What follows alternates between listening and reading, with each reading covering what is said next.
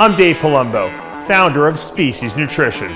From my earliest bodybuilding days, I believed in only putting the best in my body. And that lives on in the Species Nutrition line of products. I put my name and reputation on every bottle of Species Nutrition products. If you want to be your absolute best, join the evolution.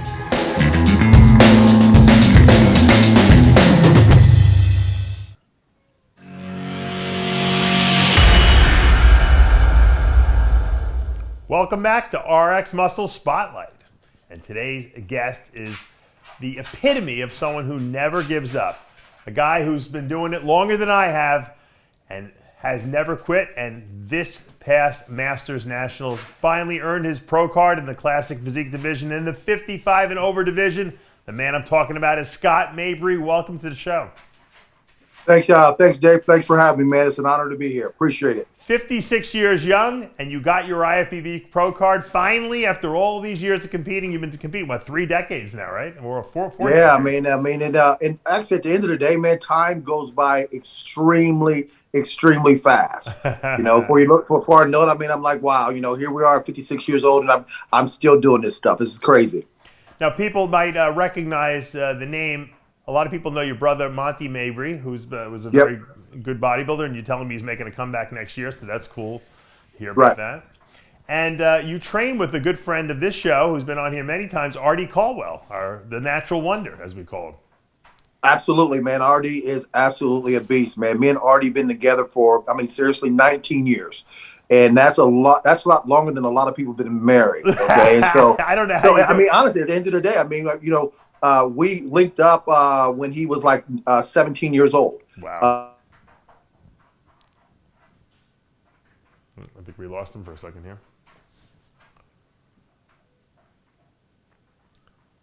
I think, guys, you might.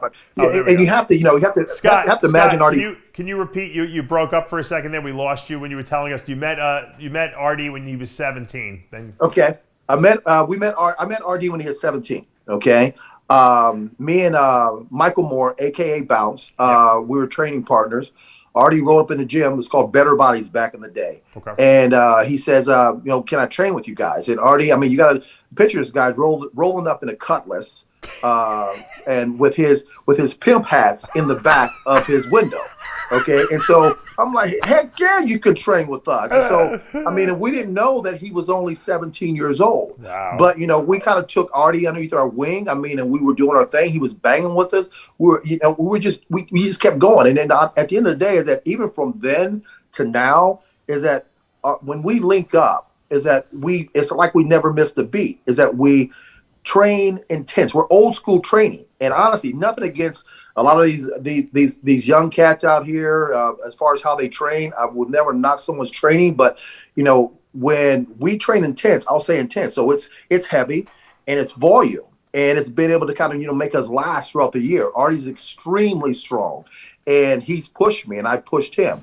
I look at as far as he is a huge part of my success, and I'm a huge part of his success, because for him to be able to go on the biggest stage of bodybuilding as a natural athlete is just phenomenal. It shows you as far as what his work ethic is about, and a lot of respect I have for that guy. So we're not related by blood, but we're related by iron, and that's my boy, and I love him to death. Yeah, he's a real phenomenon, and I love having him on the show. I'm so inspired after I interview him. I feel like he's like, I'm pumped up all the time. I'm always pumping everyone else up. He pumps me up, really, because he gets me so going, because he's so inspirational about everything he does. But let's talk about you. First of all, 20 years to train with the same person. I always say that a good training partner is absolutely essential to success in bodybuilding. If you have someone in the gym pushing you, because I'll be the first guy to admit,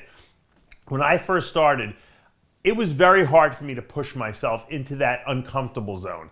What I mean by the uncomfortable zone, it's like you go into the gym and you're going to bench press, all right? In your mind, I'm going to bench press 315, I'm going to do 6 reps, and then your partner says, all right, we're throwing another 25 on each side, and you're like, whoa, wait a minute, I wasn't planning on doing this. And he's like, oh, you're doing it. And that's the set you build the muscle on. And that's why a training partner is so important, to push you out of your comfort zone. I think we lost him. I was so inspirational. I inspired him out of the conversation. No, but getting back to the training partner thing, I don't think people understand, and it's very hard nowadays with COVID and everyone isolating, and a lot of people having to work out at home. I've talked to Ian Valier and Chris Bumstead about this because they train together.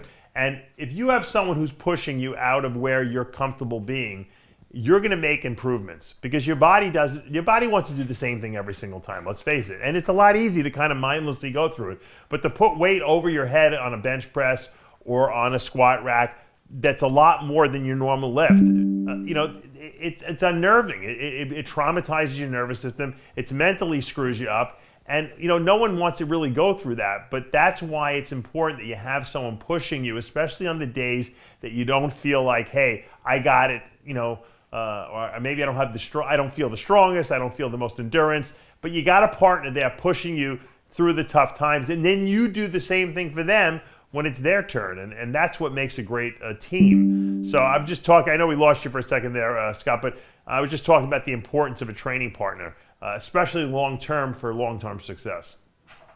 Now I can't hear you. We lost your audio, Scott. Maybe you can, I think you got to unmute it.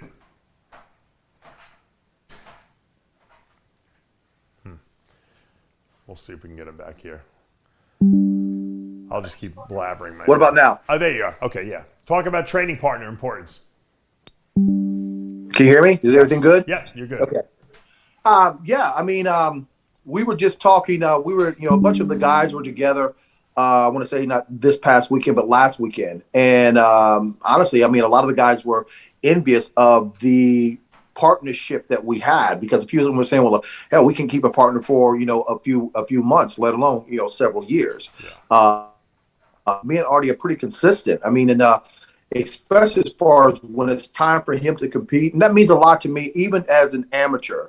Is that when it was time to him to get ready for a show, we would hook up. He'd come over to my gym. We're banging at 3 o'clock, 4 o'clock in the morning, man. Wow. We're tearing it up. Oh, and God. So there's no rest for the wicked. At the end of the day, we're motivating each other, and it's just phenomenal the kind of connection that we have. And like I said, man, is that Artie well, and but just the type of energy he brings to the table. Because he honestly is that my wife's in the other room and she can contest to it. When she knows that I'm training with Artie, what she'll say to me, Scott, "Don't get hurt." That's what she says.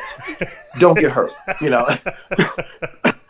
That's good. Because she knows that we go in there, and she knows we go in there, we tear it up. Yeah, I'll tell you something. When I used to go to Bev's when I lived in New York. I go to Bev's Powerhouse Gym for years, and every once in a while I would go through periods where I wouldn't be training there because for whatever reason I was working someplace else or I was training closer to my house, and then I'd go back. Maybe I hadn't been there for a year or something like that, and if I went back at 9 o'clock at night. I used to like to train at night. The same people, the same training partners were there for 25 years. You can go, if I went back tomorrow, I'd see the same people there at 9 o'clock at night. And that consistency is why people make improvements and why they stay in the game, so to speak. And that's what bodybuilding, let's face it, is all about. If you can't take the same principles and apply them over and over and over, eat right every single day, train with consistency and intensity, you're never going to be a good bodybuilder, and you're not going to last. That's why there's not a lot of people that have staying power in our industry. Right. Yeah, you're exactly right. Because even I had just, I don't think I put it on Instagram, but I know I put it on Facebook. I was trying to check when I lost you a little bit. Is that one thing that even blew my mind is that I competed at the States in 2018, and I won the Masters class. I won the Masters Classic. I won the Masters Bodybuilding, and I won the overall Masters Bodybuilding and overall Classic, and I won Best Poser. But the thing that blew my mind is that even as long ago, however you want to phrase it, as 2018 to 2021, I weighed in at 196. And weighing in at the Nationals at 195, I was bigger.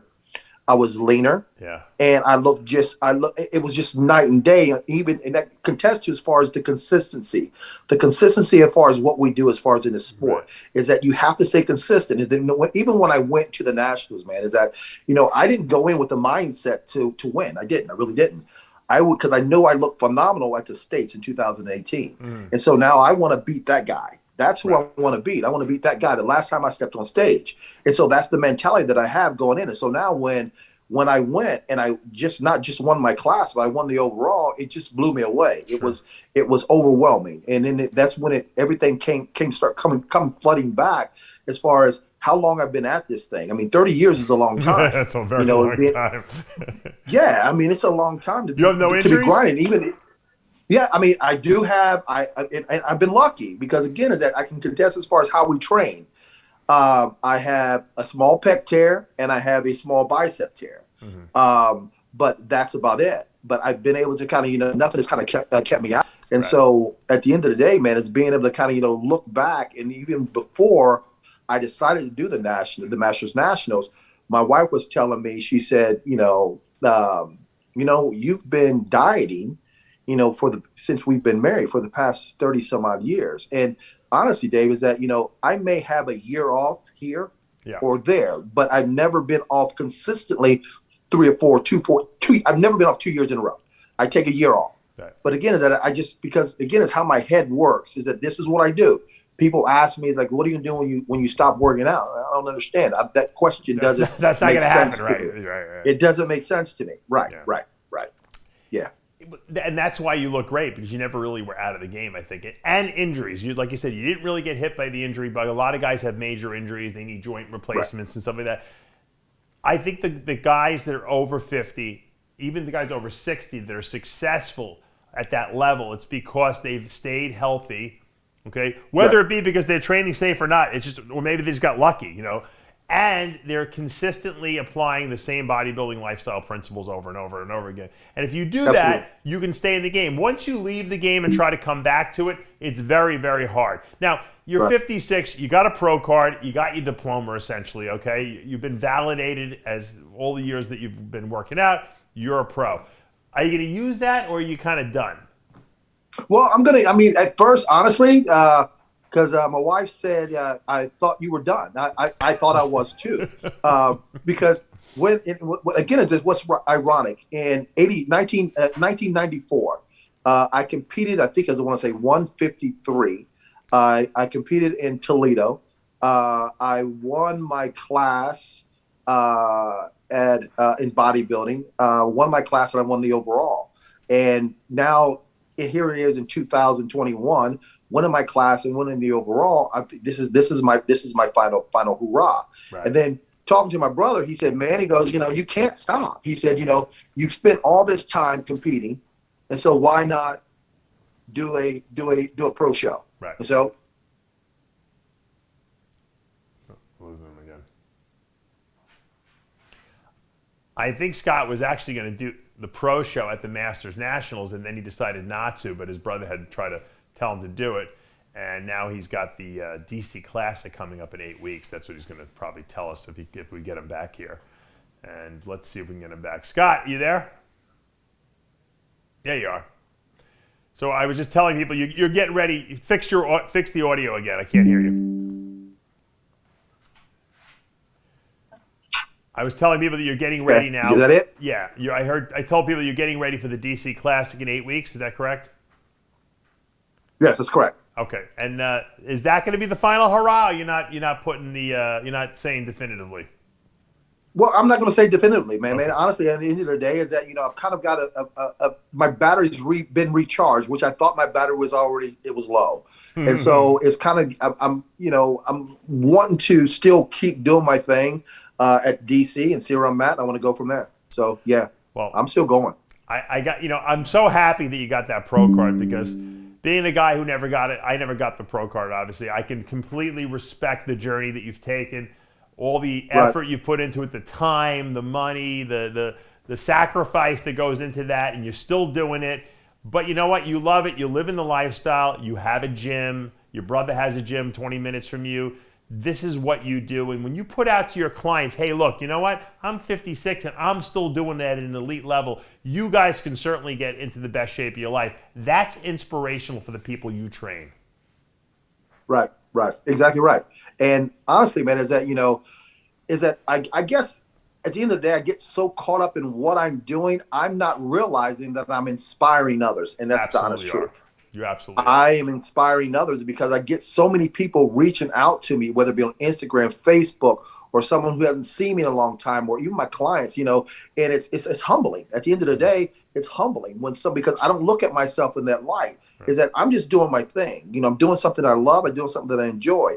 And when someone comes along and says, man, Scott, man, you keep doing it. I had a guy message me the other day on Instagram. He said, man, I'm 50. He said, I'm 55, man. And he said, and I'm in pretty good shape. He said, but you got the handle on this thing, man. He goes, you got this thing nailed down. So I've got people seeing my pictures and who are contacting me just saying, man, congratulations. I don't have any idea who these people are. And so again, man, is that, it's great. That's why when you ask me, why is my Instagram private? Because I get the great stuff, but I get the bad stuff too. And I'm like, okay, so it is what it is, but but at the end of the day, it's awesome. And I'm just blessed. I'm blessed.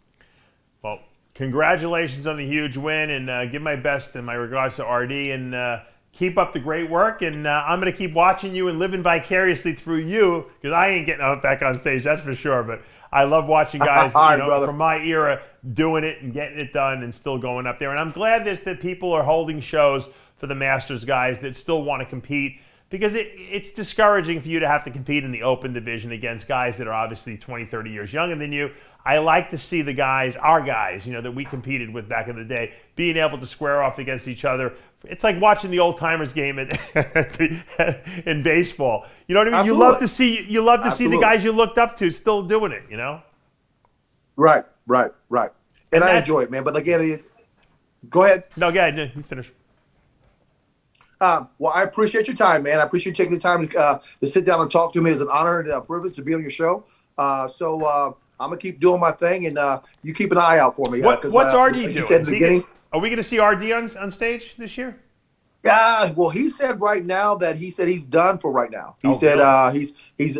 He's doing something different with his business, and he's taking so he's turning a different chapter. But again, man, is that we've all said at one time or another that we're done. Yeah. And here we are coming back. That's right. Where's the gym? If people want to come to your gym and sign up or train with you, what's the name of the gym and where is it located? It's in Kettering. It's 3075 Plainfield Road. It's called Mabry's House of Steel. Mm-hmm. Can't miss it. Big old warehouse. What state is that? And tell people. I'm sorry. It's in Kettering, Ohio. There you go. All right. Well, and what's your brother's gym's name? His name is M3 Mabry's Muscle Machine. Mabry Muscle Machine. M3. He's in Centerville. Awesome. Well, Centerville, Ohio. Yep. Best of luck to both of you guys. And 8 weeks, you'll keep us updated. We're going to be watching for you for your pro debut. For now, though, we're out of time. I'm Dave Palumbo with Scott Mabry. We'll see you next time. Thanks, man. Peace. Appreciate it. Thank you.